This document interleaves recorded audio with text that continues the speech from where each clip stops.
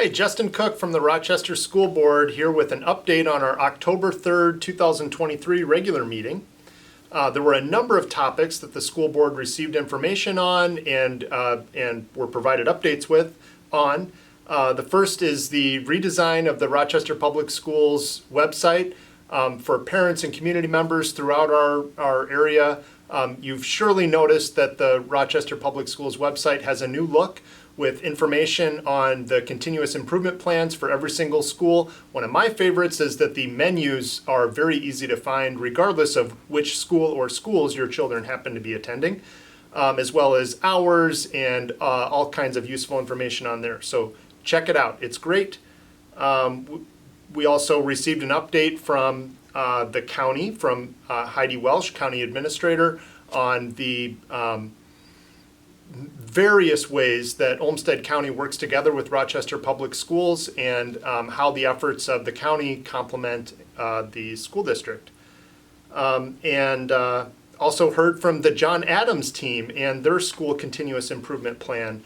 The John Adams team is focused this year on improvements in their literacy instruction and implementing multi-tiered systems of supports for their students in literacy in particular, to provide data-driven interventions for students that will benefit from specific literacy interventions in the areas where they have demonstrated some needs.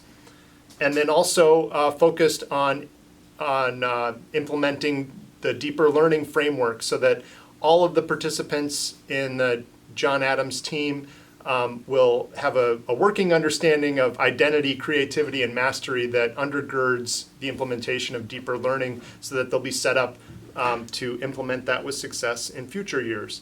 And then finally, the school district received some information and will be acting at a future meeting on a proposed renewal of the district's contract with First Student, which provides the bulk of the district's transportation services for students going to and from school. The renewal, while we are hopeful will result in some enhancements in attracting and retaining bus drivers, will mean increased costs for the district if the board decides to approve at the next meeting. One of the points that was identified by First Student as a need for attracting and retaining bus drivers was a minimum compensation of $25 an hour and a minimum working day of 7 hours each day. We will continue to study that and act at a future meeting.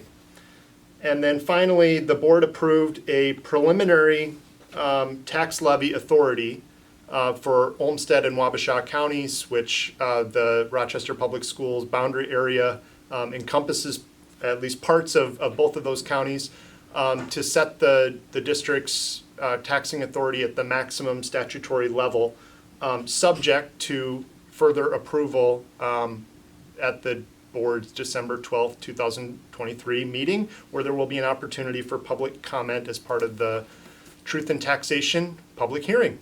Thanks for tuning in.